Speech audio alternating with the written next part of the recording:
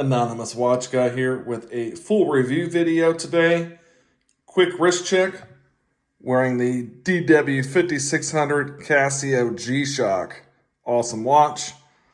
But the subject of today's video is the Tissot Seastar 1000 Powermatic 80 version. And I have had this watch for probably around a year. Really like the watch. I think it offers some great value for money, especially if you can get it pre-owned or at a little bit of discount off a full retail price. So let's talk about the measurements of this watch. It is a 43 millimeter case. It is approximately 48 millimeters lug tip to lug tip. It does have a 21 millimeter lug width. It is approximately 12.7 millimeters thick. You do have a screw down crown at the 3 o'clock position, and it does give you 300 meters or 1,000 feet of water resistance. Therefore, the Seastar 1000. I can't talk today. It does have a sapphire crystal, and as you can probably see, no AR treatment. That is one downfall of this watch. It is a beautiful dial, but with no AR, sometimes it's hard to kind of get a shot of that dial. This does carry the Powermatic 80 movement that does have 25 joules and 80 hours of power reserve. That is based on an ETA movement. This is part of the Swatch group.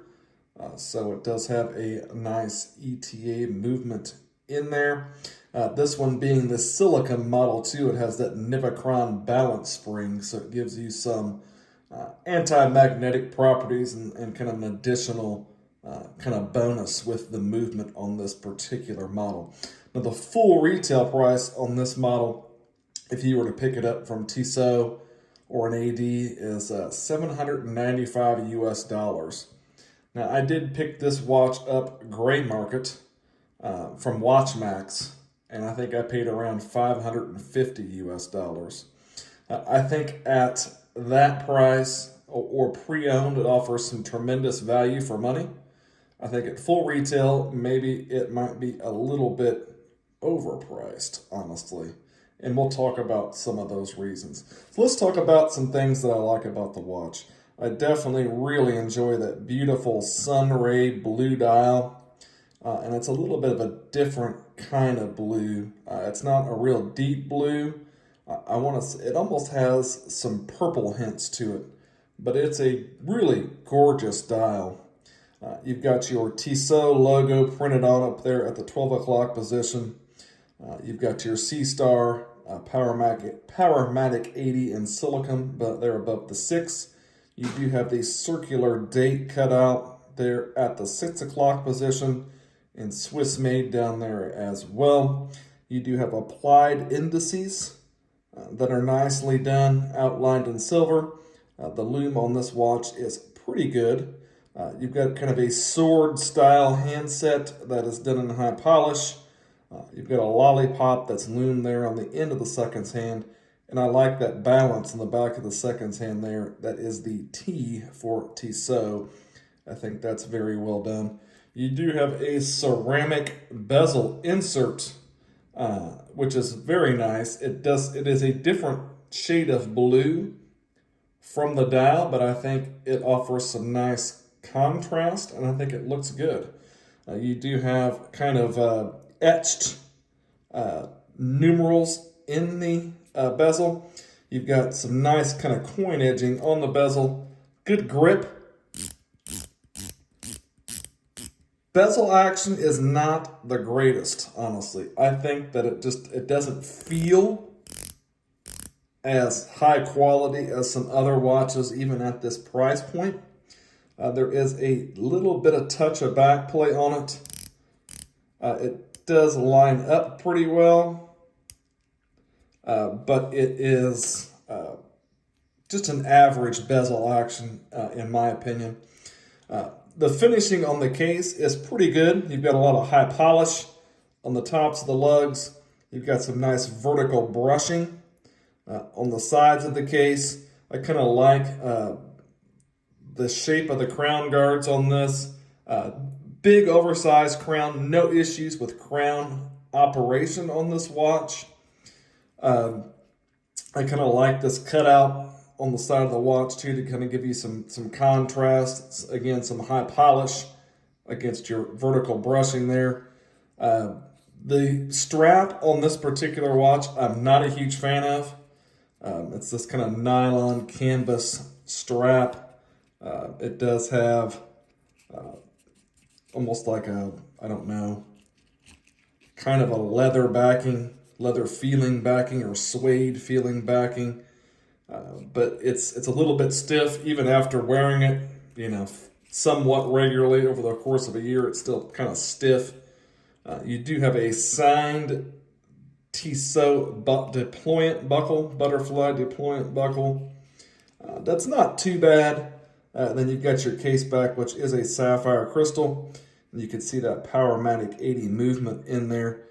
Nicely finished Tissot rotor there. And again, you see your silicone balance spring, 25 jewels, and a spec sheet around the back of the watch. I do like the case back. I think it's pretty well done.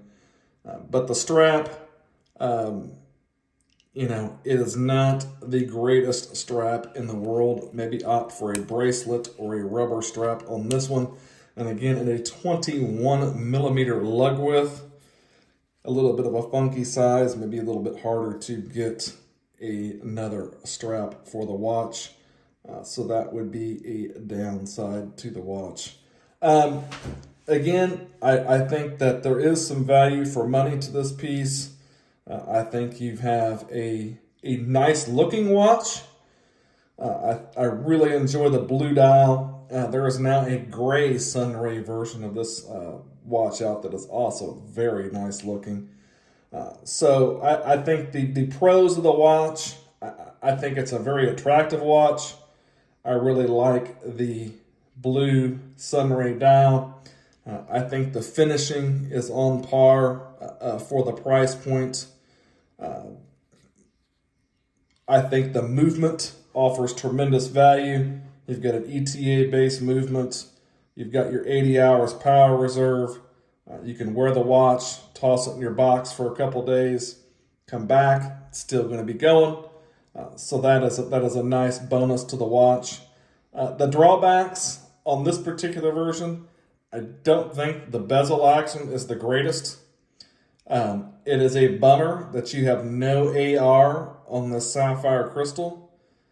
It is a very nice looking watch, but on some light angles, it's really hard to see, especially if you're outside. It may be hard to read the watch. It's definitely hard to photograph with no AR coating. And the strap on this particular version is not the greatest. So it's a little bit of a mixed bag. I still think it's a very solid offering. I think it does offer great value if you can get it pre-owned or at a discount. At full retail, it might be a little much. But we'll end the video here with a quick wrist shot so you can see what it looks like on my 7.5-inch wrist. Get this bad boy on here. So you can see I'm always slow at trying to get these on video. But we will give you a wrist shot here, and there you have it on my 7.5-inch wrist. You can see it wears pretty nicely. The lugs do curve down, so it would be fine for a smaller wrist. It is not, don't let the 43 millimeters fool you. It's not a really large watch. It's kind of compact. But again, you can see that beautiful sunray dial. So if you liked the video, maybe give me a like or subscribe to the channel. But there you have it, the Tissot Seastar 1000 Powermatic 80. Thanks for watching.